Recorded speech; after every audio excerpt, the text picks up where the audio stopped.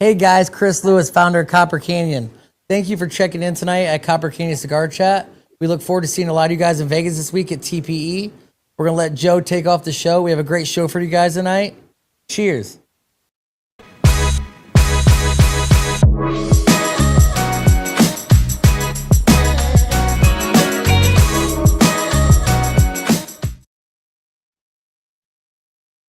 What's up, everybody out there? Joe Pasquale here from Copper Canyon Cigar Chat. We are live. It's Thursday night. It is storming like crazy in Florida, Indiana. So thanks for being here. Be safe wherever you're at. Hope you're enjoying the basketball. I got the games on here in the background. Checking on the scores. It's going to be a really fun episode. Mike is going to be here with Cigar Hustler. And if you're not familiar with Cigar Hustler or Powstanie, we're going to tell you all about those companies, all about their shop, their podcast, all the fun stuff they are doing out there. So we're really blessed to have a really fun cigar guest. We're going to talk about cigars, whiskey, upcoming trade shows, new stuff in the industry, give some stuff away. So, and some specials for the website. So thanks for tuning in. If you have any questions, you can comment in the chat and we'll get to those things as well. So we're going to welcome in Mike out there in Florida. He's in the probably much nicer weather than we have right now. There he is. It was pouring rain today, and I got to practice football in the pouring rain. So, no, it's not. I don't know what you're dealing with there, but it hasn't been delightful here either. So, today we had a heat wave for March in Indiana for sure. I think it got almost close to 80. And then we have like tornado thunderstorms rolling through, and tomorrow's going to be a high of 42. So, right. we might have snow. We might have snow tomorrow. You win. We win. My son was practicing tackle football tonight, and my wife got a text halfway through the practice and was like, okay, come pick up your kids. Lightning and tornado like winds are rolling through, so come get your kid from practice. Come get your child. Please. This was his first week of organized football. And it was a disaster.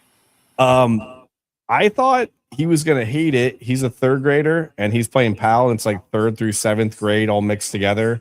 Oh, wow. They have a prep. They do like a prep, a JV, and a varsity PAL team. So he's not going to have to like hit or get hit by seventh graders on a regular basis. But he loved it, which I played a lot of football. I know you played ball, so like he really liked it, and I was really proud of him this week. He stuck it through. Nice. So he's in third grade. They did practice Monday, Wednesday, Thursday for 2 hours each night on their first week. Jeez Louise, that sounds like a lot. I know. That's what I thought. He's out there doing up downs and agility drills and holding push-ups and three-point stances. Like, they're getting after it. I watched the coaches the other night, and I was nodding my head. I was like, okay, they're practicing football. This is not just like going through the motions. These guys are getting them ready for battle. This is football. What kind of coach you got? Is he like this is football, like something like that? Yeah. So he sent out an email like weeks ago, and it was like, we're going to train these young men to play 4 quarters of hard football and play for themselves and play for their team. He's been doing it for like 20 plus years. He's a football coach through and through. Is he really fat? What's that? Is he really fat? He's a huskier gentleman. Yeah. Like he wasn't, maybe he was like a wide receiver running back 30 years ago, but yeah, he's a bigger man. Does he have an ATV? Does he ride around on an ATV? He should. He would be the coach. If they had a bigger setup, he'd probably be the coach on the golf cart, telling kids to do it on their lap. Nice. Yeah. Which is the coach I would want. I want the drill sergeant coach that would never actually do the workouts they're asking the children to do them. That's the coach I want. That's the old school football coach there, buddy. 100%. So you were coaching ball today? Yeah. Yes. Are you the head coach? Yes. Flag. Okay. Football. Flag. Mm-hmm. What's the age group? This is 3rd and 4th. Today's practice is 3rd and 4th grade. Yes. I coach a lot, but today was 3rd and 4th. So okay. But it's I like doing flag because especially in that age group because you really get to teach them a lot of things as far as routes and numbers and identifying defenses and there's so many things that I believe that we can kind of really put into a kid and get them to understand the game. And then if at that point, when they get a little bit older, if they want to take the field for tackle, they know a lot more, So yeah. No, I agree, and we'll dive into more football later because I really want to talk about youth football. Actually, I know Florida youth football and Midwest Indiana youth football are very different animals. I'm sure. Yeah, it's a pro game for you guys down there. Well, I mean, the one great thing about football down here is we're always playing. Yeah, and this is the first time I guess Powell's done a spring season, and I can kind of see why, because the weather's so unpredictable in the spring. So either you're going to deal with 30 and 40-degree days, or if you want to play in the fall, you're starting practice when it's in the heat of the summer and you're doing 2 days in July and August like we grew up doing, and it sucks. So yeah, good stuff. But football at its core kind of has to suck. Your first few weeks of playing football have to suck for it to mean anything. It can't be easy. You got to embrace the suck. Yes, you have Very to. important. It's always hard. So anyways, for those out there, Powstanie Cigars is a big deal. I'm about to light mine up right here. I got the Bellicoso San Andreas, and for those that have a hard time pronouncing it, Szczepankiewicz. Not bad. Szczepankiewicz. How do you pronounce your last name? You're like right there. It's Szczepankiewicz. Szczepankiewicz. There you go. Okay, Szczepankiewicz. We always just say Mike S from Cigar Hustler and Powstanie. So that's good. We do carry the Powstanie San Andreas at Copper Canyon. We're going to grow this year and carry the other lines as well. So for those out there, I know you told the story a million times. So let's talk about how you got into the cigar industry, and then we'll grow from there. Okay. So started off as a retailer. Been doing that, still a retailer, been doing that for 17 years-ish, around that number. And when I kind of got into it, social media was really kind of in its infancy. So I had kind of figured out that I could promote the store via Instagram simply by following a hashtag, commenting, liking, and interacting with people. And I built a pretty good following just because I was very repetitious about it. I was, every hour when I would go as many comments and likes as I could until it would say brr, brr, no more. And then I would go back another hour and do it again. So I'd set a timer on my phone like a psychopath.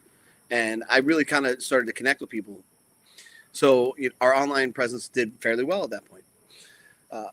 We had some issues with some product. To make a long story really, really, really short, we had some issues with some manufacturers and brand owners and stuff as far as getting product.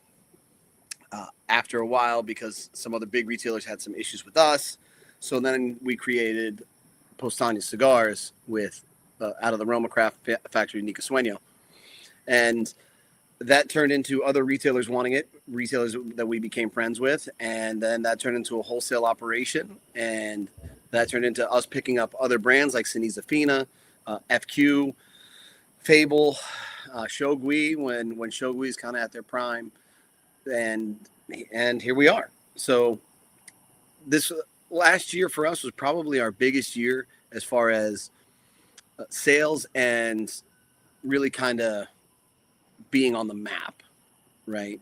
Half Wheel gave us the number 2 cigar of the year, which, if you don't know what Half Wheel is the cigar media for cigar people. It's not Cigar Aficionado.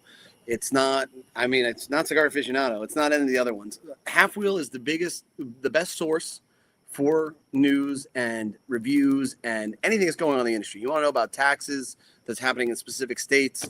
It's a huge database for any type of cigar that's come out in the past 20 years. So when they gave us the number 2, it was a big deal. And the number 1 was a Padron, the number 3 was a Padron, and then there was us. So, that was huge. Well, I think the way we all put it was, you were the number 1 cigar that you could buy. Yeah. On the Half Wheel list. It was like the cigar that you could actually get, the top of the list was Powstanie San Andreas. And I was talking to one of the guys in the warehouse yesterday who didn't know anything about the brand. He's also not a cigar guy. And he's like, who you having on the podcast tomorrow night? I was like, Cigar Hustler, Mike. And I just see glaze over his eyes. Like, and we talking about, I'm like, Powstanie Cigars, still not registering. I said, number 2 cigar, half wheel last year. He went, oh, that's a big deal. Look I at said, you. yeah. And he goes, Look at what was you number go. 1? I showed him. He goes, oh, they're really number 1. I said, yeah, that's what a lot of us think. Yeah.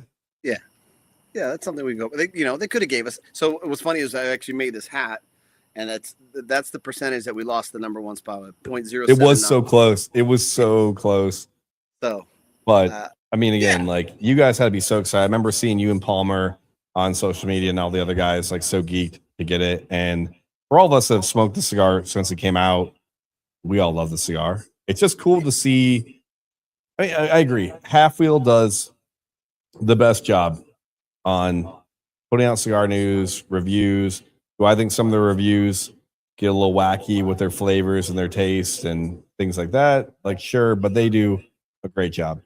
And it's cool to see stuff that you enjoy being the recognition from other people and it not just being brand X, the big whatever. Like, I'm not going to call anybody out, but when I see that, when I'm waiting for the Half Wheel top 10, there's 2 or 3 brands I know are going to be in it, like every time. Right. And the San Andreas being there, I was like, yeah, okay. I like that cigar too. I like that cigar a lot. Let's go. Dude, it blew my mind, man. Because I'm watching this thing and I'm like, oh, maybe we'll, we're at 10. Like, okay, maybe you'll hit 9. Like, no, maybe hit 8. Nope, 7, 6, 5. Like, I guess we're not getting anything this year. So once it got to 5, you were like, yeah, I was like, there's no, we're not on the list. You know what? You just, I don't know. You get to this point where you didn't think that you I don't know. You just didn't think that you had reached that, I guess. I'm like, oh, I guess not. Sure. And don't get me wrong. I promise you, I won't let anybody outwork me in any aspect of anything in my business, period. Right. And I don't say that lightly. Right. My actions will speak for my words. So, I'm not discounting all the hard work and effort and the belief in the brand and anything when I didn't think it was going to happen. I just figured, they've never done that for us before. Maybe they just don't think that we're there yet, and I've also had a lot of doors closed on me. I feel like the cigar industry just continues to punch people in the face, right? Over and over and over and over again. And the reality is the people that succeed are the ones that continue to keep going. You have to be a borderline psychopath. You know what I mean? Just, all right, you know what? Oh, that sucked. Okay, well, let's regroup and keep going. And okay, let's regroup and keep going. And you just continue. And then all of a sudden, boom, right? You're on the map. And, I'm not discounting all the other media sources as well. Like Bear, El Oso Fumar, that guy is awesome when it comes to interviews. And he gave us, I think, the number 3 for the Connecticut. There were the Down to Her podcast gave us a number. Cigar Press gave us a number. So we were on a lot of people's lists this year. And that was a great feeling because, we usually get a couple, right? Like, okay, cool. Yeah, sure.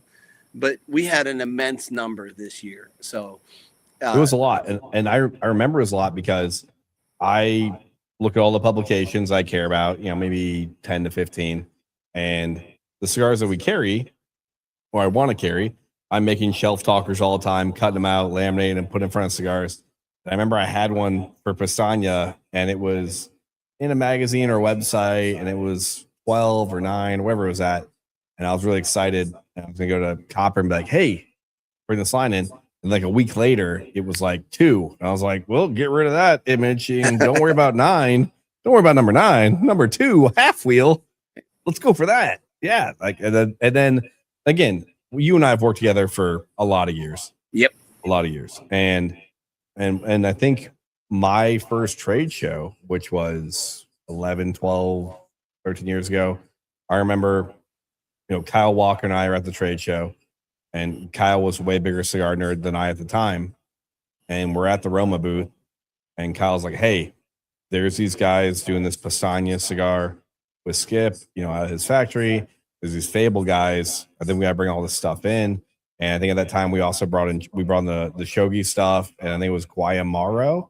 Yep, Guayamaro. And we had all that stuff in. By the way, that Guayamaro stuff was also killer. Stellar, yeah. And it was. And we brought all that stuff in because we believed on it. And we ran those boutique brands. And obviously, you still consider yourself a boutique brand. I don't want to you're not a boutique brand in your own shop, but. Right. No, 100%. Yeah. But what's even funny, though, is you talk about those other brands and, we were similar as far as jumping off at the same time. Powstanie was released. Fable was released. Guaymaro was shortly thereafter. Guaymaro's gone. Right. Fable just revamped, and they're now working with a new factory, and we're handling distribution again. Right. So there's, and Shogui, yeah. I know. He popped up. He made a big splash, disappeared, and then he kind of popped back up with the new Dose 77 with a different distributor, and then came back to us to kind of handle the rest of it, and then he disappeared again. So. I say all that not because those guys, they weren't. It's not like it was a tremendous failure. It's that, man, the amount of focus and attention and hard work that it takes to continue to kind of build in this industry, it's extremely difficult. And you deal with retailer after retailer. A lot of them, they don't care, man. I don't have the shelf space. What's your name of your cigar? I've never heard of it. You hear everything but the kitchen sink, dude. It's crazy. So, right. You have to continue to all right, well, I believe in this and I think it's a great cigar and I got to keep going. So I'm going to keep pushing. I got to keep pushing. And, we're nowhere near where we need to be. That's the reality. And we're going to keep going. I think that for me, I'm very excited about this year's PCA. I think that this year is going to be one where we have issues, good issues where like, hey, we wrote a bunch of orders and we need to up production. Yeah. We need to find more money, because that's always the big problem too. It's like, 150 grand goes into the factory and, you make 25% on your money and then you got to expand another 20%. Well, guess what? You're short for the next go round. Right. So all the profit that you just made, you got to go make more money. No, you do. You got to make more cigars. Yeah. Get more boxes made, all that stuff. Put more UPCs, box sales up. One question I thought of earlier today was, obviously we had Rosales on an episode a couple weeks ago, and we both love Mike. His name's a lot easier to say than yours. Yes. But Rosales. Yes. Obviously they Nica Sueño for Romocraft, they limit themselves, 1 million cigars a year. They always tout that, and what they produce. Now with you guys doing stuff on Nica Sueño, you guys have constraints on how many cigars you guys can get produced with Sueño every year, or what are you guys working with? I think those constraints will exist. They don't exist necessarily just yet. There's two things that happen here. One is we try and deal with a lot of the same tobacco that Nica Sueño works with, right? So that's helpful. And also we look for pieces that they're not necessarily using, right? If there's a tobacco, I've gone in there with Skip and I've had conversations like, okay, so what aren't you using? What do you have that, hasn't fit into a blend yet? Maybe we start there. Let's figure that out. Right. Yeah. And we've done that. And so it's more like a synergistic approach or symbiotic where we can both benefit. So that's also helpful. Now, production is going to become a problem, I think, this year, maybe into next year. And we're going to look and we're going to start to experience where we fit in and where those restraints are, because obviously, like the way that it works with Nica Sueño, you have to kind of predict your production for the upcoming year, right? So we made that prediction, and then boom, boom, boom, boom, boom, all these things hit. And then guess what? Our January sales were through the roof. Yeah. Before that Bellicoso hit. It's like, oh man, a couple things are tracking here really well. And then the number 2 cigar hit, and like, okay, more problems, right? Good problems to have. Good problems to have. And I like your approach, because with you guys in Roma, again, I don't want to speak out of turn, but I imagine you just go ahead. You speak out of turn. You guys in Romacraft have a lot of the same customers. The Romacraft guys appreciate you, and the Powstanie guys appreciate Romacraft. And at least that's my experience, because you guys make great cigars, a good price point. People like Nica Sueño. They like the factories. People follow that. So for you to go, hey, Skip, let's not compete in this realm. I'm going to try to make cigars that I think fit a different need or a different portfolio or different flavor. Let me go that realm. Let me name stuff Toro and Robusto and Corona Gorda instead of whatever the fuck Roma names everything, which again, like, thank God they put UPCs on stuff now. But at least that's my opinion. Is that I do feel like you guys have some crossover customers. Do you not? Oh, 100%. I think that, the reality is that most blends, most brands have a lot of crossover, right? And, I would say maybe for the first few years, that was definitely how the catalyst. That was kind of where things started. Hey, you aroma guy, you're going to like this too. Or maybe you won't like it, because Skip's thoughts and ideas of a blend and myself and my brother's concepts of blends are definitely different. There are times when we'll make a cigar and Skip's like, I hate it. And I'm like, I love this. I think this is fantastic. So there's definitely that happens. And, I would say the first few years, that was definitely a platform for Powstanie. Yeah. And it definitely made life easier as far as kind of getting in the door. And just like you said with Kyle, it's like, hey, Roma's making these too. Like Nica Sueños, we gotta go check this stuff out as well, right? Yeah. But then after that, the next step is, how do you keep going? How do you find that consumer that consistently likes it and continues to build? So some of those guys are Roma guys, and then over time, we have cultivated our own, right? And same scenario, like vice versa. Hey, you really like Powstanie? You need to try some of this Roma stuff. Like, what's Roma? Which that I want to be, again, here in the Midwest. Obviously, it's a different realm than Florida, and so for us here, we had to build the Roma craft and Powstanie. Now, again, for you guys, we built in this area Roma and Powstanie, Guaymaro, Shogi at the same time, Fable, right? So it was like, hey, try this stuff on Nica Sueño together. And then lately, before we brought you guys in, we had brought Roma in, had it. So now at Copper Canyon, I'm telling guys, hey, you like the Roma stuff? Try the Powstanie stuff. I think what would be so fun is to walk into a shop and hear somebody go, oh, yeah, no, I know you like Powstanie. Try this Roma stuff. It's also made in the same factory. Like, that would be, again, to see Skip or Mike in the room would be like really funny to be like, because now with the half wheel, the number 2, that's happening. People are walking into a shop and going, oh, yeah, I want that Powstanie San Andreas. And so the customer goes, well, if you try this Maestranza, it's out of the same factory of that Powstanie. Like, right. That would be, that's awesome. Yeah. That's definitely has happened, and it's definitely happened more now than ever before. Just because we've built our, we've cultivated a following for sure, and we got some great fans, customers. A lot of them I consider friends. You start to kind of get attached to them. You see them, going through stuff, going through jobs where they age into something different, where their kids are growing up. You're like, God, man, time flies. Some of them were in the military. Now they've retired from the military. It's awesome. So I absolutely love that about this part. And those guys, some of those guys came in as Powstanie guys, not as Roma guys, right? And then when you introduce them to Roma, we're like, oh yeah, cool. All right, I like all this. So it's pretty fascinating. The reality is that good tobacco is what it's all about. Yeah. If you have good tobacco, you can make great cigars.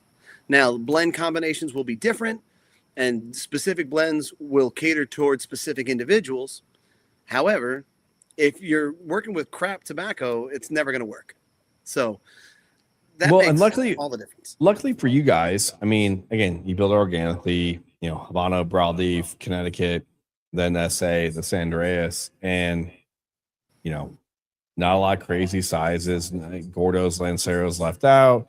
You do the once a year War Bear, which is awesome. And you did the SBC, which again, if you're a Copper Canyon fan, you have no idea what the SBC is, but we'll tell you about some other day. But really fun, really, really good cigars you can stand behind. And as we bring in more of the line here at Copper Canyon going forward, yeah, if you're not into San Andreas, if you're not into a medium plus, really flavorful cigar, I can tell you about it, and you definitely want to smoke it. But if you're a milder to medium guy, that Connecticut and that Habano in the Powstanie line out of the Sueño factory is going to hit your portfolio as well. And that's for us. When I go to the, we're at PCA, we'll be hanging out in New Orleans in a couple of weeks. The next introduction for us, whether it be Connecticut, Habano, both, it's going to be so different than this essay.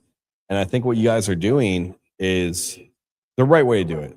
You build it organically over the last, 10 plus years, blend after blend after blend that hit well, and you did the right sizes. And even though this Bellicoso is amazing, Calvin from Ashton will tell me the CG is the best thing in the world. And I think the Corona Gorda is really good, but the Bellicoso is really, really, really good.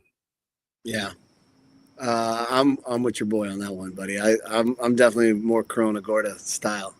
Toro I know. I smoke Corona Gordas. That's my favorite size. That's my favorite size of any cigar I'll smoke. I'm a Lonsdale Corona Gorda guy. But for some reason, I like the belly on this thing better than the CG. And I don't know why. Again, it's even like me and Eric Espinoza argue the Azulejo, right? The Azulejo, which is a really full-bodied cigar. For some reason, I really like the Robusto Extra Azulejo. Yeah. And I would never normally pick that size. And it just hits for me in a weird way. I don't get it. And so I like the belly again. So again, we're smoking Stanya. Let me get to the sales portion of it really quick. So again, Mike's here from Powstanie Cigars.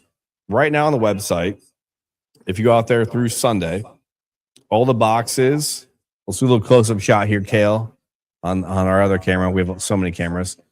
Right here. There you go. Ooh. There's our great box there. Ooh. So all the boxes for the weekend are 25% off on the website. So if you want to grab yourself a 21 count box, they're 25% off. Also, what I did was, if you don't want to commit to a box, I have 7-pack samplers because some guy had to make a 21 count box.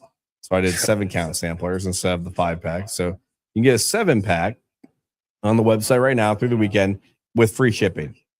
There's free shipping on the 7-packs. Or you get 25% off on the box. You choose through the weekend. Order it. We're going to ship it. If you order right now, it's going to ship tomorrow. If you order Friday, it'll ship Monday. Or this weekend. So again, the 7-packs are free shipping. If you want to buy a box, they're 25% off this weekend only for Powstanie. And again, these are also available at the shops in town. So if you haven't tried them yet, get into a shop, tomorrow, tonight, this weekend, grab one of these great San Andreas.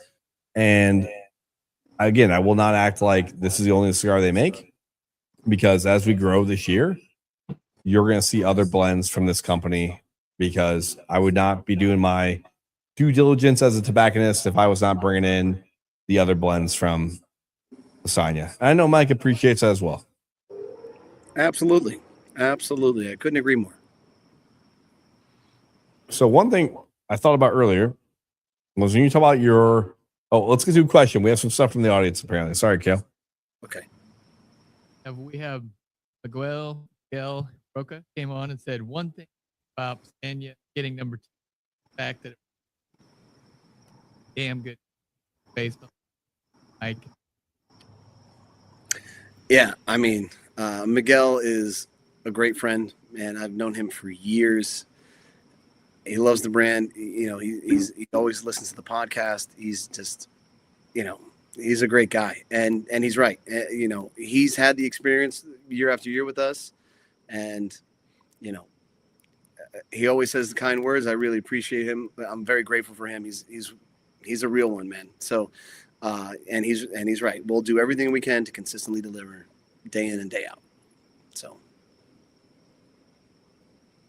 And Alan Martin came on here and just said, just to let you know what I signed on and Joe introduced you and your brand, running Facebook caption called your brand Lasagna Cigars. I'm always going to remember that now. When I see your brand, I would love a lasagna cigar. I hope that was not me that put that out there. No, I think it was just the Facebook. Oh, Facebook. Okay. Lasagna Cigars. And that works for me. It doesn't work for you. I mean, you have obviously Polish heritage. I'm very friggin' Italian. Yeah. Lasagna Cigars. Hey, I don't care what you call it, as long as you smoke it and you love it. As long as you buy it and smoke it, who cares? Yeah. That's it. I did think about it yesterday. I knew we were having you on the episode. and I want to joke, and maybe this could be a new T-shirt or hat for you, or whatever. But I was like, Mike at Hustler at this point, he's got like the infinity gauntlet of the industry. He's got brick and mortar, he's got e-com, he's got the podcast, he's got distribution, and he has his own line. So Mike at this point has done the entire infinity gauntlet. Yeah, the whole thing of the industry. You did the whole thing, not just, oh, I have a line and it's sold through here. Oh, I'm distroing it. Oh, I have a brick and mortar. Oh, I have a website. Oh, I do a podcast every day with a really grumpy guy named Mike Palmer. Yes. Like, you're doing the whole thing. So for you, like, and you're coaching youth football. Yeah. Like, dude, when do you sleep? I get it in every once in a while, I stand by what I say. The fact of the matter is, I promise you, I'm going to outwork and continue to go and continue to run. And it's very easy for me to do that because it's not about me, right? Mike Palmer, we can break his balls this entire episode, but the guy's an he's a stud, man. He shows up, he saw my vision and saw my dreams, and they said, okay. And like all of this kind of happened organically. We started at retail. Then the brand kind of developed by itself, just by a simple mean. And then people wanted it. So we started wholesaling, and then other people wanted to join with us for distribution. So we started doing distribution. And when I told him about the podcast, he's like, yes, we will do podcasts. We do podcasts. So, and I'm always pushing the guy, right? Like we were doing it once a week, and we had a Patreon. And then I was like, you know what, man? Let's put the pedal to the floor and let's just go every day. And he's like, well, how are we going to do that? Because I got to go on the road, because he's also the national sales manager for Powstanie. Yeah. How am I going to, how are we going to figure this out? Like we got an event this weekend that we're going to. Like, what are we going to do for those episodes? And I'm like, okay, here's what we're going to do. Here's how we're going to navigate through it. So, and yeah, listen, I'm going to be the most present father I possibly can be. Right. And when I've been asked to coach, I didn't know anything about coaching. But okay, yeah. I didn't know anything about wholesale. I didn't know anything about cigars. I didn't know anything about podcasts, right? And right, I'm like, okay, well, we're gonna figure it out. And I try my best to put everybody first in my family, right, and my friends. And I always want to take care of my wife. I always want to make sure that she gets everything she deserves, because she deserves more than any of it. Like we do the merch store. I didn't want to build a podcast that promoted a retail store, because I have a brand that I want other retailers to have, right? And I want to support and build with those guys. So we built a merch store that's totally off the site, all just merchandise, right? Well, guess what that means, right? Well, we got to make these shirts ourselves, right? We got to do all this, and guess what? That all falls on my wife. She helps me for 90% of it, right?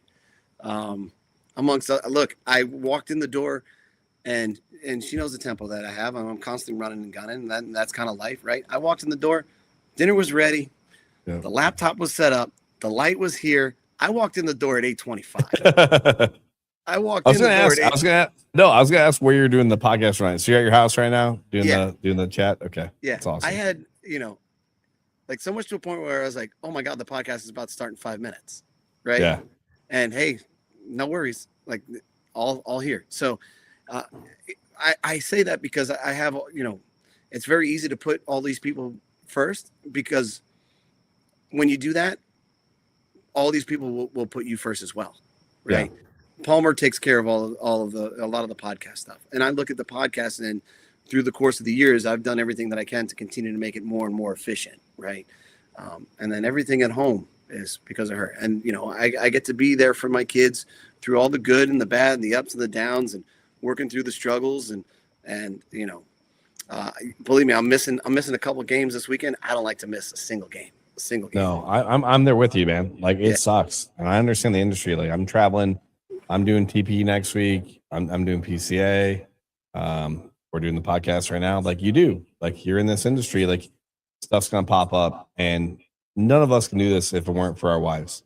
Yeah. Like my wife all the time is grabbing the kids from here. I mean, hell, when I ran the small shop before this, my wife would be at my block parties and making gift baskets for me at my shop and packaging cigars together and making things look good for Father's Day or whatever it was. Like they go above and beyond to help your little dream, your little cigar dream happen because they just want you to like succeed a little bit better.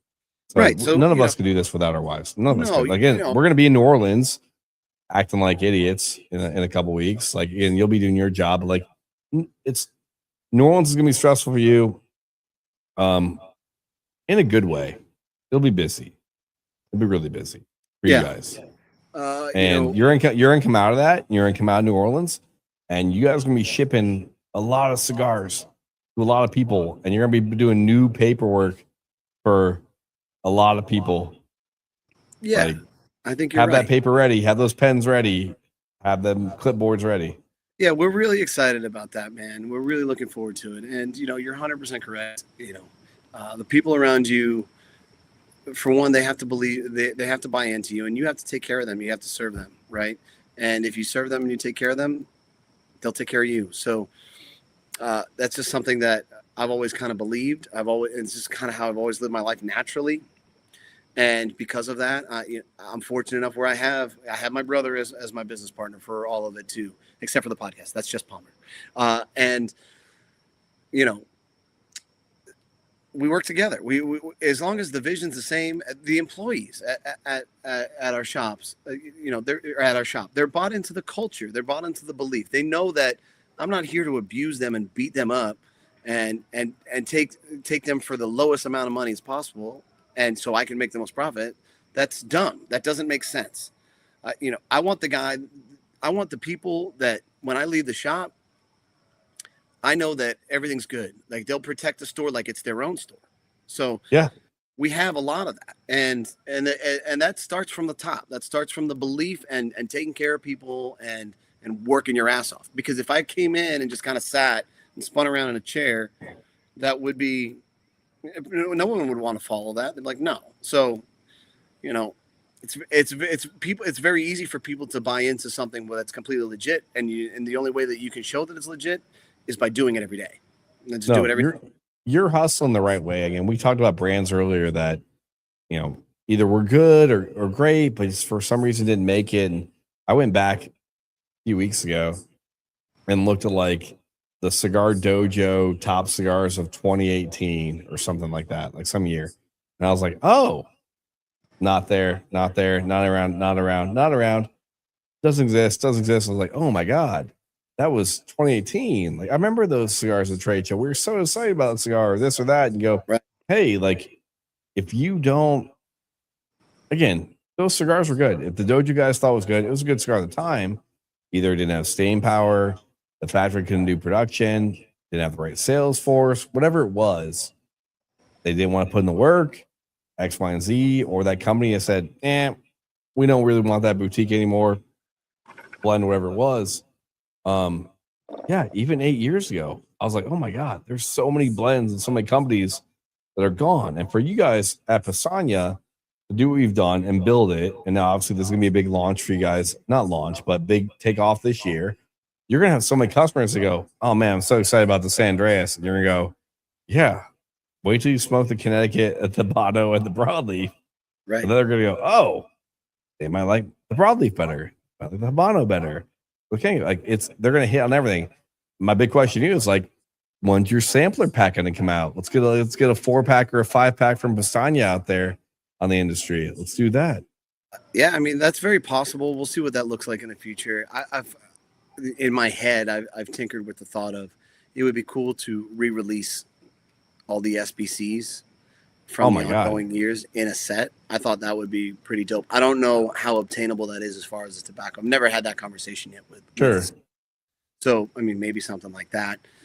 Or the War Bears, because a War Bear every other year was a different Patola, and that was kind of cool. And, what was really funny is I had somebody bring me a Perfecto a couple of years ago. That was the first one that came out, and my God, it aged so well, and I bet it was so sweet. I'm like, oh man, I wish I had some War Bears sitting around. I smoked them all, and I smoked all my SPCs. I smoked everything. It was like that. I should have held on to some. Dude, I don't blame you for doing it. I think that's the right thing to do, because I'm going to tell you right now, I have nothing. I don't keep any of it. And the fact of the matter is that if somebody wants it, whether it's a retailer or a customer, they can have it. It's not there's no. I love it. Well, where's your private stash? I'm like, there is no private stash. Right. No, come on. Like, listen, I smoke the Connecticut in the morning. I go move to Habano. I do San Andreas, Neanderthal HN. This is this is the realm that I work in on a daily, right? Which we're blessed right now because we're in like GD season right now. Genetic deformities are dropping. Yeah. And I think we're getting ours tomorrow. And I was trying to explain to some customers at my one shop tonight. And I said, hey, tomorrow we're getting the Marineras and the genetic deformities. And Rosales will give me shit because I call it Marinara. And I said, well, it's a dumb name. All your names are dumb names. So I'm going to call it Marinara. And Marinero, whatever it is. And then the GDs. Right. And I love all the Neanderthals, right? There's a place for all of them. From the European sizes. And again, for people that don't know, we're talking the Roman Craft Neanderthals, orange band, pretty full-bodied Sandres. But the genetic deformities in that little Robusto size are so freaking good. Yeah. They're so good. And ours are landing tomorrow. And I have to talk to people that at our shops have never experienced that cigar before and tell them, dude, you got to buy these. You have to. Yeah, what's crazy is you haven't really cultivated that culture yet in the store, but when you do, those things aren't going to last. They're going to fly. You know, when something drops that's new and it's a LE from Roma or from us, you know, once your consumers try it and they believe in it, they won't be sitting around. So get on. No, again, at our shops right now, like the Maestranza and the HNs are just killing it, just absolutely killing it. I'm telling guys every day, and guys are buying boxes and 10, 20 at a time of HNs. And then we went a few months without HNs. So I was stocking LHs. I was like, well, I can get these LHs in, box press Robusto, very different cigar, very different from the HN. But in my opinion, still really, really good. Stellar cigar. We'll supplement the HN with the LHs, you know, for a minute until the HNs come back in. And now the GDs are going to drop. And you're like, oh, this is a whole different cigar. Right. 100%, man. It's crazy. Yeah. For me, the HN is that legacy cigar that really will push through every test of time. It's the, you know, like there's the cigar that the older generation guys, the guys who've been smoking for 30, 40 years, you know, it's like your Fuente Hemingways and those guys they're never going to change. They're going to continue to smoke the same brand, whatever it is. And that's it. And they don't want to try anything else. This is good for them. And hey, more power to you. If that's what you like to smoke, then do it. For me, and I think for our generation, I really believe that it's that Neanderthal HN. I think that cigar will last through the test of time, without question. I don't disagree. I mean, and the different size, like again, when the Grand Perfecto comes out and the other size come out, the HN is like the size. Yeah, it's the size of it. I think online they call it like a Bellicoso in some weird way because of the way it's like perfected, or it's a perfecto in some way, but it's really not. Like so it was what it is the Solomon that's cut. Yeah, Solomon, yeah. So it's but cut, it's not. Right, it's chopped. So it's almost like a fatty Robusto, you know. Right. Not quite Toro, not quite Robusto. And that's what really kind of makes it unique and really kind of fascinating too. And dude, I take a box of, you know, I bring 4 boxes home. Sometimes I'll switch with my sizes on my Postania, but it's Connecticut, either Toro, Corona Gorda, Habano, same scenario, Toro, Corona Gorda, or San Andreas, Toro or Corona Gorda. I definitely couldn't bring home any more Bellicoso when the Bellicoso hit because, you know, people like them and I don't have enough of them already. So I was like, no, these are mine. I wouldn't do that. So right now, if people are walking into a Copper Canyon, they want to try the Postania San Andreas, we got CG, we got Belly and Toro. What are you suggesting for them to grab as their first Postania to try from the blend? I mean, the answer there is really it depends. The bolder, kind of edgier cigar is going to be the Bellicoso. The next step down with a little bit less of the edge will be the Toro, and the one that has the most sweetness is going to be that Corona Gorda. So whatever they prefer is what fits their profile is really what's more important. And when the Connecticut drops at Copper, all bets are off, because for me, that's the best Connecticut. It has a Pennsylvania broadleaf binder under it. It's got enough edge where I can smoke it in the morning and I feel like I'm smoking something, right? Because too many people came out with Connecticut's for such a long period of time that had minimal flavor profile. And they're boring. They're boring. Yeah. They're boring. Yeah. Why are we making cigars at this point? Like, no, have a cigar. Yeah. Yeah. And I hate the statement of "this is not your father's Connecticut." And I'm like, okay, I don't know what that means. I love that statement because I say it, and in my mind, so I smoked cigars for a lot of years before my dad did, but I still use that statement. And the statement for me means like, yeah, if you're here for your Macanudo Cafe or your whatever boring, just your Rocky 99, your normal boring Connecticut, those are over here. Right. But what's about Nicaraguan Connecticut's over here? The San Cristobal's, the La Roma Cubas, the Roma Craft, the My Father's stuff, the Tat stuff, the Postania stuff. Well, some about Connecticut's that have body and flavor, and they're probably more medium bodied than mild, but they're really fun. Yeah. And that's what that means to me. The Not Your Father's Connecticut for me is like those cigars. The cigars are like, dude, this is not mild and it's not boring. Right. And even if you're a full body guy, this has a home in your humidor all day. 100%. It's like it's the way that you get somebody to level up, right? If they're starting on something that's really light. I mean, I'm going to tell you, the one thing that I love the most is giving one of our cigars to a guy who's been smoking something that they've been smoking for years, where they're the discount guy or the catalog buys and all that stuff. I'm like, well, I only paid $5 for this cigar. I'm like, okay, smoke this. Like, this tastes nothing like that. Yeah, it tastes absolutely nothing like that whatsoever.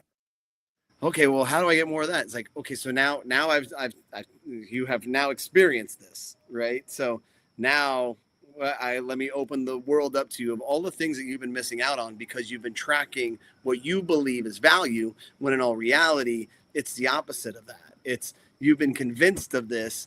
You've been told that this is first class and you're paying coach when in all reality, you're not even paying, what the price that you're paying is still too much for what you're experiencing. So again, this is what you're saying to me. Okay. So at Hustler, you guys have a bar, right? Yeah. Beer and wine only, though, fortunately. So you have a bar and you distro and you have the website and the podcast and you're online and brick and mortar, but you're still managing a brick and mortar on a day-to-day basis. Okay. 100%. Yep. So how many guys come in a day and are just like bundle cheap cigar buying guys on a day-to-day basis in that area? It's one of our biggest movers when it comes to, value cigars, right? But I think that there are three different consumers in this industry. You have your not inclusive to infused. I mean, because that's a whole other person if you want to go forward. Sure. But you have your value consumer, right? You have your quest for flavor profile boutique, not even necessarily boutique, but flavor and, maybe they smoke only a handful of cigars a week and they want to make it where it's impactful. And then you have your ultra luxury, right? Your really high end consumer. So it's important as a retailer to really cater to all of them, because your value guy, there's a good chance that he's never going to jump into that medium range. Maybe one day that guy does, but maybe he never does. So you want to make sure that you're catering to them, right? And you also want to make sure that you're catering to the boutique, the specialty person that's looking for the right flavor profile. And then you still need stuff for that luxury guy as well, that high-end customer, because you want all of them. That's the reality. You want, and most smaller retailers need all of them to succeed. So no, we do, and I agree with you. And so you guys are Hustler. You have Hustler. You have the one shop, right? You have one. Just one. Just one. Yep. We have 10. 10's a lot. 10's a lot. 10's a lot. And we're everywhere. I'm everywhere all the time. Now, again, like there's the few shops that do like the big cigar volume, but we're trying to be everywhere because we're in so many places. But with you guys, that's weird things. I'm like, man, they have their own brand and their marketing stuff. But at the end of the day, Mike still has to sell a bundle of Corms or factory smokes to a guy that walks off the street. Like that's your shop. 100%. And look, we were talking earlier about how brands have kind of faded out. And we could break down specifically from different brands if we knew what had happened. But here's what I can tell you from my own experiences. Number one, man, we've taken minimal money out of the wholesale operation over 10 years. Minimal, because the reality is that whatever we take out, you probably got to put 3 or 4 times more back in. So if you're a retailer and you start to go that route, you're like, oh, this is going to be awesome. I'm going to make all this money. Well, maybe you make some money out of the first pop, but that money has to go back in to other stuff. You got to fight tariffs. You got to fight shipping charges. You got to fight tobacco costs. You got to fight labor costs. You have to do it in a fashion where a consumer doesn't feel like they're getting screwed, right? Because 100%. you could have a 20% or 30% increase in your cost of your cigars. And like we had that one. There was one year, I mean, we were going year after year after year, and like nothing really hit. Like, okay, the tobacco price moved up a little bit. We'll just eat it, right? Shipping costs increase a little bit. Yeah, we'll just leave our price the same. It's fine. And then all of a sudden it was like, hey, tobacco just jumped up 20%. Your shipping is now up 30%. And this is before tariffs, right? Your labor costs just jumped up another 10%. It's like, we have to move our prices or we're going to go bankrupt, right? And because we didn't continue to adjust our pricing year after year after year, there was a big hit. There was a big jump, like in the tune of like 20%, 25%. And so, you almost have to kind of factor in some increasing, even when the increasing is minimal. If you don't, you'll wind up doing a big jump in the future. Yeah. And what happens is your consumer doesn't believe you. They're like, oh, you're just trying to get me, No, it's a big sticker shock. And again, you're right. 80% of the customers aren't on half wheel, aren't keeping up on what's happening, what's out there in the industry. And we talked about with Rosales weeks ago about people don't know, like we are out there. You are out there. Well, again, in Florida, you don't give a shit. You have no tobacco tax. In Indiana, we have to battle this stuff all the time. But you do have to for your distribution. Right. Again, you have so many hats where, like, yeah, you're running brick and mortar in Florida. You're doing one job. But you also have this job, and this job, and this job, and this job. You're bringing stuff from Nicaragua, and you're trying to send to Indiana, Michigan, California, wherever it is. Like, for you guys, you have to be on top of all of it, or you're going to lose customers. Right. So yeah, there are a tremendous amount of challenges, and so I can understand how a brand can come in, make a cigar, make a little bit of money, and then realize that, oh man, I didn't make, like, this money has to go back. Like, oh wait, I just spent it. Oh, well, what do I do now? The demand isn't growing as much because I haven't been beating the drum as much because I took my foot off the gas, right? Or whatever. I mean, or maybe the cigar didn't hit. Maybe it rated well. I mean, just because, look, I've had cigars rate well for years, but never to this level where so many of these all the media sources all registered it, right? No, in our opinion, like, cigar can rate whatever it is, but like the rating is when guys send emails and want to buy it, right? Like that's at the end of the day, like, sure, it could be number one on Bob's cigar podcast, and you're like, that's great. He's but a like, good are guy. people gonna buy it? Bob the cigar. What's that? He's a good guy. Bob the cigar. He's a good guy. Bob's a good guy. Yeah. We'll rate it number one on Patrick's cigar podcast next week. I don't know, Patrick. But for you guys, what's the plan for 26? Like for Powstanie, again, you got number 2 on half wheel for the San Andreas, which again, let me get my pitch again if you join us in the episode. Tonight, we'll do the close-up shot again. Close-up shot. So Powstanie boxes right now, 25% off on the website through the weekend, and these 7-packs have free shipping. So if you want to try this blend that we are smoking, and again, it's one of the better cigars you'll smoke ever. It's just really, really good. The 7-packs have free shipping right now. So you can grab a 7-pack of cigars with free shipping on the website right now. So we have Toro, Bellicoso, and Corona Gorda on the website right now. Go out there, coppercanytobacco.com, and get a 7-pack with free shipping. So for 26 this year, what's the game plan for your company? I think it's kind of twofold. For one, before I talk about what we're going to kind of release, I think what's really important is that we're always kind of focusing on efficiency, and we're always trying to work on getting better. We started off wholesale, and we didn't really know what we were doing, but the same approaches will always kind of figure things out. And we started with one website, and one day it crashed, and I lost all the data, which was awesome. So then we transitioned over to like QuickBooks, and I can't stand QuickBooks. It's a nightmare for me. Yeah, who can? I mean, it doesn't work for our industry. It's a fucking nightmare. No, keep going. Yeah. So now I went back to creating a new website that has a retailer portal where you can view and see what you've purchased in the past couple of years, see how things are tracking, and we'll utilize that as far as the shipment info. We reach out to our retailers as well, let them inform them when it's shipping via text, because a lot of that, a lot of transactions happen now via cell phone as far as keeping informed, right? Like, I mean, we had it's like 80% now. When you look like even cigar transactions, it's like 80% versus like computer.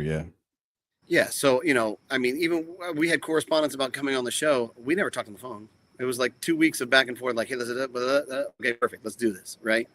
So, it's good to inform somebody when, hey, this is shipped, here's your tracking number, right? Boom, right there. So we're working on making that more and more efficient. Obviously, we're on the cusp of AI becoming more and more utilized, and I think that there's definitely some room for that as well. So we're going to see how that looks as far as the back end, and making sure that the customers, and where we have the data to educate our customers, our retailers, as to, hey, this is what's tracked for you. This is what we think will be a good fit. This is how your sales have looked. Maybe you bought this, but this isn't working out. Stuff like that. Because realistically, you want your retailers to be as efficient as possible. Excuse me. You don't want them to buy something, it not move, and them feeling stuck. So you want to be able to navigate through those waters and help them get better too.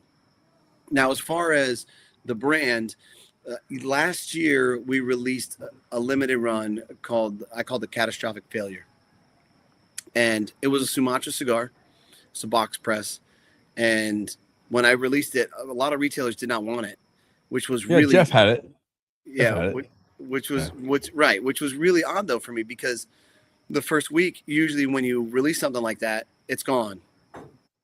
It's usually gone within 48 hours. You could just you call your retailers and boom, boom, boom, boom.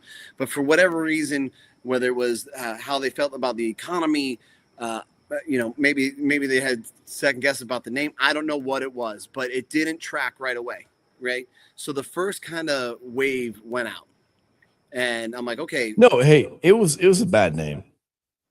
I love the name. I know you loved it. It was a bad name. I love you. Like, cool. We've been friends for a long time. Yeah, it was a bad name. Dude, I appreciate. You're good. That's what's great about. Look, at the end of the day, I don't need a friend to be 100% agreeable with me. Then what kind of a friend is that? Right. I can assure you that I'm not agreeable with everything that all my friends do, and I tell them when I don't agree with it. So, I love the name, and that's all that mattered to me. So the blend was really good. The cigar was really, really good. Yeah. So it released, and I'm like, okay, so what's really cool about being my own retailer is the check and balance, right? I will never ever discount our brand on our site at all. I'm not going to compete against other retailers to try and steal their customers. It's just not who I am. That's not what I'm trying to do. That's not my vision, right? So, however, if the retailers don't want to buy the product, no problem. I can release it on my own and sell it. right? So Well, again, like I told earlier, you have everything. You mhm. can do whatever you want because you have everything in front of you. Where Yeah. you go, yeah, you don't want to buy my cigar? It's fine. I'll sell it myself. Right. But here's Which what's important about that. not a lot of retailers have. No one, like, not many people in the industry have what you have. Like, not a Sure. lot of guys have it to where you are a distributor, you own a brand, and you have a really good shop, like a big online shop with a podcast. Like Mike, like again, like you're in such a spot, and you know you're in a spot. You're in such a good spot right now. So like you have your own stuff in your hand to where like you don't care if a guy in Connecticut wants to buy your blend. Like you got it. It's more Yeah. Connecticut's for me. It's more Habanos for me. It's more San Andreas for me. Like, gonna sell. We're fine. Well, I mean, I do care. I do want them to carry the product. I will tell you that. But No, sorry. I'm just saying. You know what I'm saying though. Yeah, You do know what I'm saying. I'm elaborating for our viewers on what you're saying. That's Right. all. Everybody should carry Powstanie cigars, like in your local brick and mortars, because a lot of people don't shop online. These cigars should be in your local brick and mortars because they're really good cigars, and that's why it wants to grow. But if a guy says to you, "I don't want to carry it," you go, "Well, okay." Someone's going to ask you in a few months, "Why aren't you carrying it?" Yeah. So, well, here's what's important. Like you're right as far as I have all of these things, right? However, all of these things don't work if I were to operate with improper values.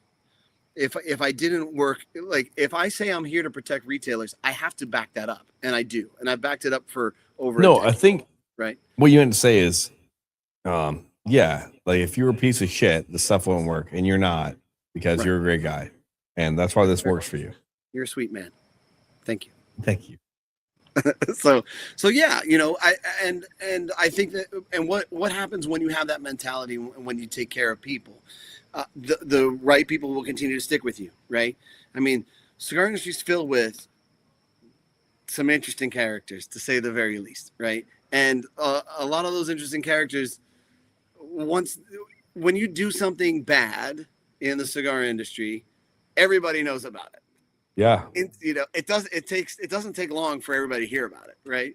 And then when you do another bad thing and everybody hears about it, by the time you get to the third thing, you're now running out of options. Everybody knows, and everybody knows to stay away from you, right? I got 2 calls and a text today about my job from months ago. Like everybody knows every move I make. If I sneeze tomorrow, somebody calls me and I'm like, What? Like, oh, this guy in Utah said you sneezed. I'm like, what are we talking about? Right. Same way with you. Like, everybody knows everything you guys are doing all the time. Yeah. Because you're under a microscope. But if you do stuff the right way, which you guys do, Skip and Mike do the same thing the right way, with the right people around them, the organic, they take care of their rollers, they keep it in the factory. You guys take care of everybody, Palmer, all the way down. Your staff at Hustler in Florida. It pays dividends because, guys, no one can say anything bad about you. They can't. And if they did, then what are they doing? Yeah, well, when they do, because people still will, it quickly gets dismissed, right? Yeah. It's like, nah, these guys aren't new. This isn't, no, that can't be accurate. And like, I mean, I had an experience with that recently, which was funny. And, once I kind of worked it out with the individual, like, man, I don't know what I was thinking when I was considering what the other person was saying. I've known you far longer than this. I know your reputation. I'm like, that's okay, dude. Like, I get it. Instinctively you can get to that mentality, but eventually you'll dismiss it and be like, oh, you know what? Now I know who that guy is. That doesn't make any sense. Right. So that's what's important. No, it's an industry built on knowing people for a long time and how they do business. And we've done business for over a decade. Yeah. And it's how it works. Like, again, if somebody came to me and like, oh, Mike and the Powstanie guys are doing X, Y, and Z, I go, no, they're not. Like, that doesn't sound I know right. these guys. I know them. I'll call them right now. Like, what are you talking about? Exactly. Like, we know how to do business and do business well. They make good cigars. What are we talking about? Right. We know who to stay At the with. end of the day, the cigar drama, which needs to be left way over here. Right. Like, do they have good cigars? Do you want to smoke it? Yes, then buy it. Right. Like, stop. Well, hey, I like supporting good people, and I think that good people like to support good people. So, it's easy to do at that point, and you sift through the bad eggs pretty quickly in this industry. They pop up fast. You see who they are. You hear the bad stories. And you're like, oh, stay away from that guy. So all the time. Yeah. And again, for people joining us, Mike and Cigar Hustler, Powstanie Cigars, they have a great podcast called Cigar Hustler. They do pretty much daily episodes at this point. Him and Palmer on. They do some of the best coverage of the industry and a lot of other weird stuff because you guys talk about everything, pretty much everything. We do. We cover trending topics that, throughout the day. We talk about all kinds of things, and then we cover cigar news, and we try and guess the half wheel score every day, which is fun too. And we have a good time, man. We're just kind of open and honest, and sometimes we say things that are controversial. Sometimes we say things that upset people. That's never our intention. We're just, I don't know. I'm a big believer. Look, I make mistakes all the time. I'm not perfect. It is what it is, and I'm sorry. So, and that authenticity, a lot of people gravitate towards. So I'm not going to change because I think that there was a time in my life when I upset someone. It's like, oh man, oh God, I'm so sorry. I won't do that again. Now I'm like, yeah, sorry. Like I made a mistake, but I'm not going to change. I'm going to keep going and doing what I think is right, and that's the big difference. Yeah, you can't stop. I mean, the internet haters, everybody else, like you have to take it with a grain of salt because we would not have jobs if we stopped every time somebody didn't like me. My son, we had an Instagram post a couple months ago, and I think my reel went viral about like soccer, and some guy commented and he said, "Shut up." And my wife said to me, "Oh, Joe, you have your first hater." And I was like, "Good. You've arrived. Good. We got a hater now. Oh, great. We got viral now. That's fun." Yeah. Like somebody didn't like what I said about Man City. That's fun. I don't care. Nice. Shut up. We're going to Kale get some comments out there. What's out there in the universe? Came on. I'm in medium person market. Like me. And what is something your shop does to customers? Events, sales, parties, tasting, etc. Well, Hustler does everything. Yeah, I mean, you know what? I think that's always the eternal question is like, what do you do? And like all of those things definitely make sense. And all of those things definitely track as far as yes to all of that. The number one thing and the most important thing is customer service and taking care of your customers and making them feel like they're welcome there and they're a part of something. And a lot of retailers fail to understand that. So that's really how you take care of your customers and how you continue to grow. Because if you take care of those people and you're always good to them, they're going to want to bring other people there too. And that's how a business successfully grows, especially in this marketplace, because we're not really allowed to promote a lot of things. You're not allowed to, promoting tobacco is like the devil. So, but like when you invest in your customers and you invest in their time and energy and you really understand them and you care about them and you take care of them, that's what really makes a difference. And like some of the craziest stuff happens that, it's just kind of second nature to me that, look, if you're getting, and this may sound trivial, but if somebody comes in, whether they're a customer or they're, another brand trying to sell a product or whatever, hey, can I get you something to drink, right? And I'll take a water. If I give them the water, I'm snapping it open before I hand it to them, right? Yeah. I went and I saw David Garofalo, two guys, right? I flew in there and I did their podcast as well. And I was talking with the guys briefly. I was like, you want a cigar? And, like, yeah, I'll take this one. So I cut it and I start to light it. And then I handed it to him. I was like, dude, what is that? Like, you don't want to know how many people have actually done what you just did? Like, nobody does that. I'm like, well, why not? That type of customers. And that's because I like to do it. I like to take care of people. I want to make people feel good.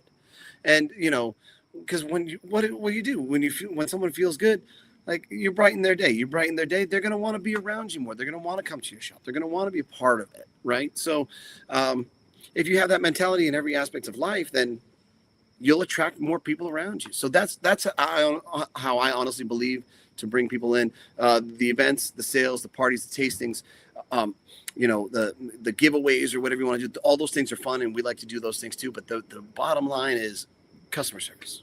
Take care of the people. Yeah. I agree 100%. Like we try every day, like make sure the guy that comes in feels welcome. And I'm in the humidor whenever I can be with people and say, hey, what are you smoking? What do you like to smoke? Let's do this. Like that's what people need to hear all the time. And just because I like Powstanie San Andreas or Pat this or Roma this, whatever, it might not be your cigar, but like, let's find the right cigar for you every day. The hands-on approach in a humidor is the right way to do tobacco. It just is. Right. And you know that. You've been in it a long time. Like, that's the way to do it. Mm-hmm. Because when a customer trusts you, the next time he comes in, he goes, oh, man, I love that cigar you gave me 2 weeks ago.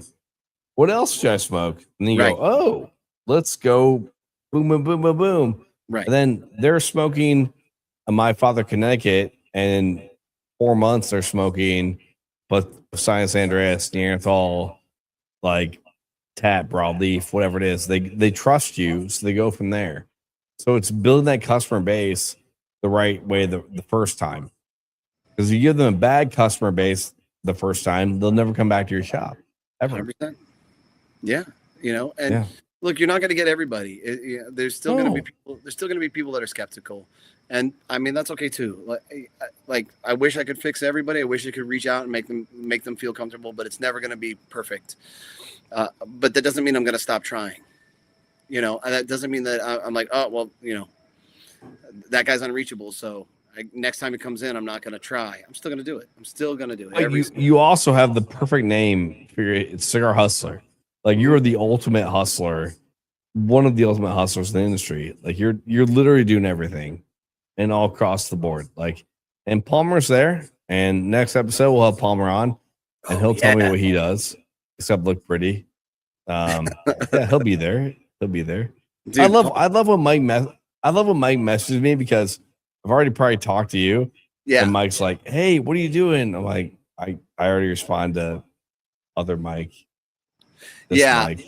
I don't communicate because like, look, man, he has a responsibility and a job, right? And it's to make sure that he's checking on everybody and making sure that everybody's taken care of.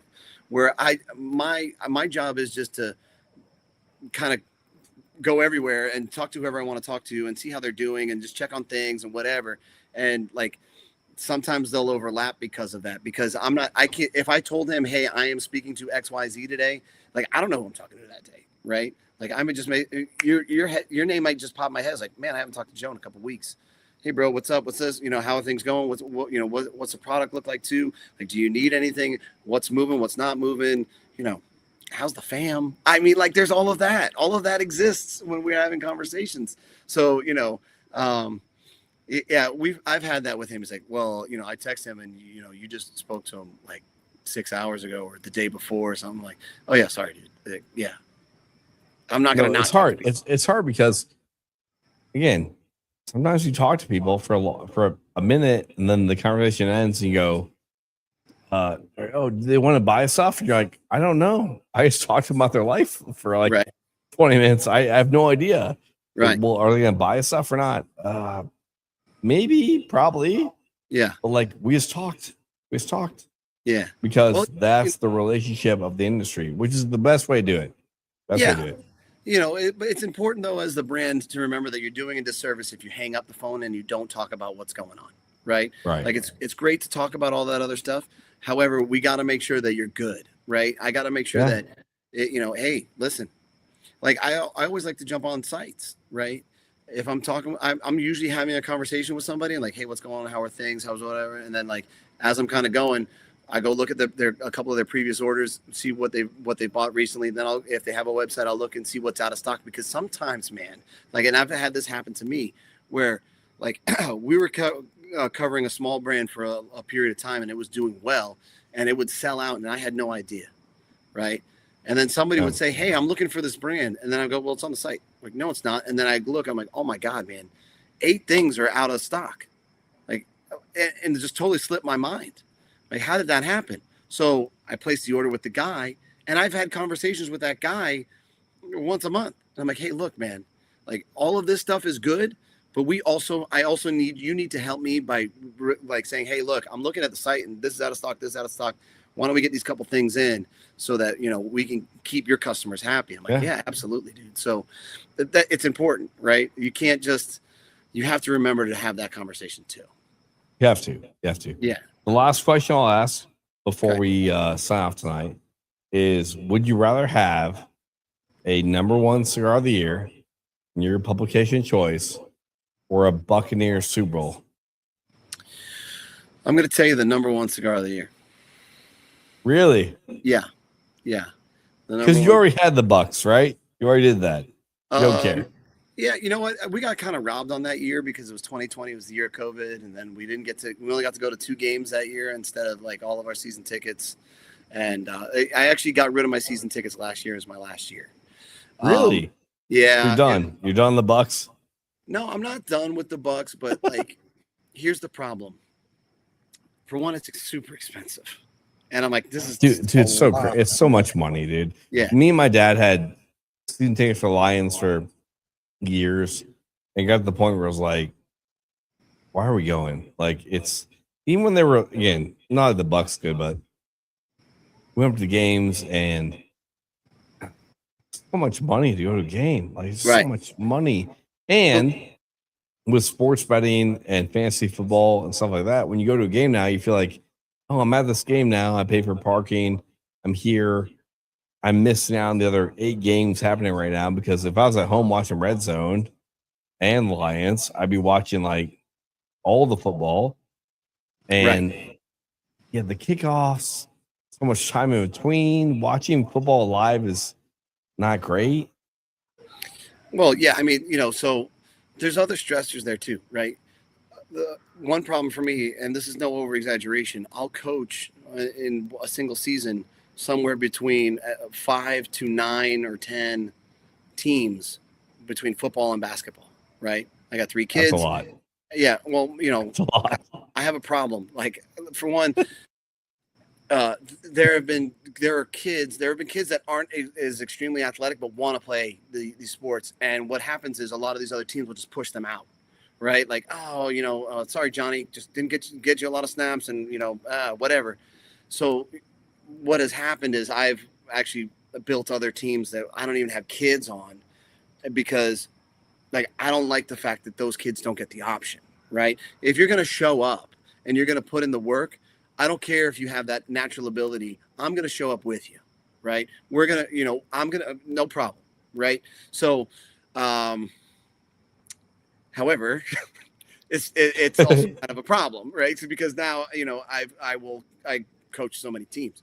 So now throw, a football game that's 2 hours away every other week in that mix. Like, oh God, now I got to go to this game, right? And not to mention, I'm on visitor side, and sometimes visitor side can be questionable with the fans, right?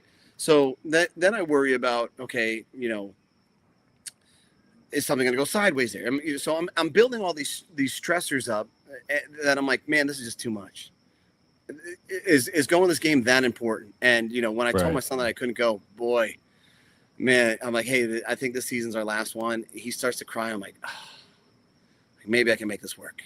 I'm like, no, man, we can't. I can't do it. We can't. We can still go to games, but I don't want to commit to a whole season. So he's like, okay.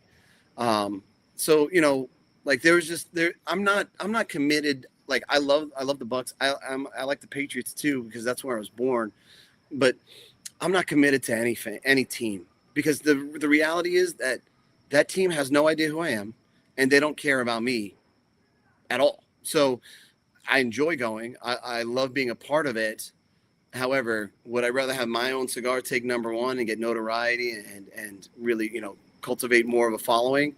Or would I rather have a team win? The answer is my cigar, 100%. Because I know what that will do for the business, my family, my friends, all the people around me, way more than any team winning a Super Bowl. So, Hey, I love it. I love the answer because that's the right one. Like me as a selfish Detroit fan, if I had a cigar line and I was like, man, could the Lions win or my cigar company take off? I'm like, oh, the Lions get a dub. Could be pretty freaking great for my family. I remember years ago, my daughter, my oldest, was really young and she wanted to get a cat. And I made a deal with her. I was like, hey, when Lions win the world, sorry, not Lions, because they're terrible. I was like, hey, when the Tigers win the World Series, I'll get a cat. My wife and my daughter were at a shelter. My daughter started bawling at this cat shelter. And my wife, she was my girlfriend at the time, was like, what's going on? My daughter goes, we're never going to get a cat because the Tigers are never going to win the World Series. She started bawling. And I was like, oh, God. Like, we better get a cat because you're not wrong. And we just won't. And we still haven't won a World Series since then. So now, do I want more cats? No. I don't. But we have 2 cats, and they're both at our house. We have 2 dogs. They're all great. If I tie them to my sports teams, I would, because I don't want any more. So there you go. I think that's where fair. I'm at. 2 and 2 sounds appropriate. Awesome. 2 and 2 sounds like enough. It's so much. How many animals do you have? I have 2 dogs and we have a cat as well. Okay. The cat, I did not want this cat. The cat, however, I will tell you, so my wife one day says, well, we're just going to go look. And I'm like, I'm at work. Please, we have a big German Shepherd. I'm like, the German Shepherd's going to eat the cat. This is not great argument. That's a great argument. Like, yeah. You can't have a cat. It's going to eat it. I love that. You're going to traumatize our kids because they're going to come home and the cat's going to be all over the place, scattered in different parts, right? And she disregarded and showed up with a cat. And she slowly worked on acclimating this cat with the dogs. And I got to tell you, man, I wasn't a cat person. I love the cat. The cat's pretty badass. The cat's really pretty cool. Yeah, the cat is. What's the cat's name? Well, we call the cat Blitz, which is appropriate for its, for the football-esque family that we have. But we don't really call the cat by name. We just say Kitty or whatever. But the cat will go up to the shepherd and pow, pow, pow, pow, and just hit him with. Give him hands. Yeah, give him hands. It's like, you don't want any of this. And like they'll play now. There were a couple of weeks that were a little intense, but now they're good. So. The cat follows me around. It's pretty crazy. So I was like, where are we going? I'm like, dude, get away from me. So, yeah, the cat you didn't want is your best friend. Yeah, right it's there. like, hey man, like I'm so glad you're home. Like the cat is just You're excited. like, I didn't want you. Get out of here. Go away. Stop. Go away. So yeah, the cat's pretty awesome. Awesome. Yeah, man. We got other from the audience. Kale, before we sign off tonight. Alan, kick ass, Joe. Oh, okay. Apparently you're kick-ass, Mike. Thanks, Alan. I appreciate that, man. And I believe again, this weekend, the Powstanie Cigars on the website, 25% off if you want to buy a box. This weekend only through Sunday. The 7-packs, if you don't want to commit to a box, have free shipping. So grab a 7-pack. Toro, CG, Bellicoso, they're all out there on the website right now. So go to the coppercanionbags.com and you have to get the cart, but it has free shipping on it. You don't have to do an extra offer or a code or anything like that. It's all out there. So, Mike, I will see you in a couple weeks in New Orleans. Yes, sir.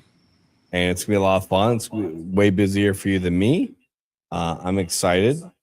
And do you want to say anything else to the audience before we sign off tonight? No, I mean, for one, I'm looking forward to hanging out with you because you're a riot, dude. You're one of the funniest guys to hang around for sure. So I'm looking forward to that. I can't wait. You know, thank you for anybody who's supporting or trying the brand. I appreciate you guys taking forth the effort to try something new. You won't be disappointed. So, you know, and keep listening to Joe. I'm excited for Joe. I know that this is still kind of relatively in its infancy, but you know, you're doing a great job, man. Keep doing what you're doing. And you know that I'm here for you. Anything I can do to help you and level up on podcasting or whatever, you know, I got your back, man. So Thanks, man. I appreciate it a lot. And I would love to be on the Hustler podcast next couple weeks. Yeah, we got to do that. I'll probably just have to phone you in for like a brief yada, yada, yada. Right. Because like, we don't really do any of this. Right. It's a lot of it's more in person, but there's going to be a plug where I'm going to have to call you and say, Joe, what's up? And then, you know, give you a shout out and we can talk about something in particular. So I can do that. Hey, next week, if you want some really interesting coverage from TPE, let me know. I'll be there talking to all the cigar people at TPE. That's a great idea. Call me. I'll be bored as shit at TPE next week. And we'll do my tumbleweed coverage from TPE on the Hustler podcast. That's a great idea. I gotta not screw this up now. So what are the dates for TPE? So the trade show's Tuesday to Thursday. Okay. I'm there Monday to Thursday. So the 2 big days are Tuesday and Wednesday next week. Okay. So if you hit me up on Tuesday or Wednesday, we can do some fun TPE coverage on all the cigar happenings at the Tobacco Plus Expo in Las Vegas. So I'm gonna call you, but like it's probably gonna be around noon Eastern time. Yeah, so it'll be 3 or 4 o'clock Vegas. We'll be fine. No, that's the other way around. It's gonna be like 9 o'clock Vegas time. Oh, you're right. Yeah, and I'll be waking up. Yeah, I'll be like, hey, let's go. We're just starting out at the Vegas trade show. So exciting. What's it like? What's happening? What are people doing? I'm here with Ralph from Perdomo, and he's really bored. I talked to Ralph today. Ralph was like, please come see me because we're not going to be, again, I'm not talking, again, Perdomo, you carry a lot of Perdomo. We carry a lot of Perdomo. But Ralph was like, yeah, when you have a trade show 12 days apart, it's going to be a thing. TPE had its hopes of becoming something to kind of run with cigar stuff, and then they're like, yeah, no, forget that. They like, we tried, and like, you know what? There's all these other things are better for us. So yeah, it doesn't. We will be there for their stuff we do at Copper Canyon. It makes sense as a company, but we will be there, and I'll get whatever coverage I can get next week. Trust me. When you call me, you'll get the most in-depth TP coverage next week from the trade show. Whatever you want to get, it'll be hands on the ground, CNN style. We'll do it. All right, perfect. Love it. All right. I love you, man. Love you too. Again, thanks for Mike from being here from Powstanie, Cigar Hustler, their podcast, Cigar Hustler. Check it out. They do the most amazing job on their podcast daily. So if you want to stay up on cigar industry stuff, check out Cigar Hustler. Hit us up for the San Andreas. We're going to have more cigars this year coming out from them. So for Mike, from Hustler and Powstanie, for Joe Pasquale, everybody else in the studio, stay smoky out there. Thanks so much, man. Appreciate you.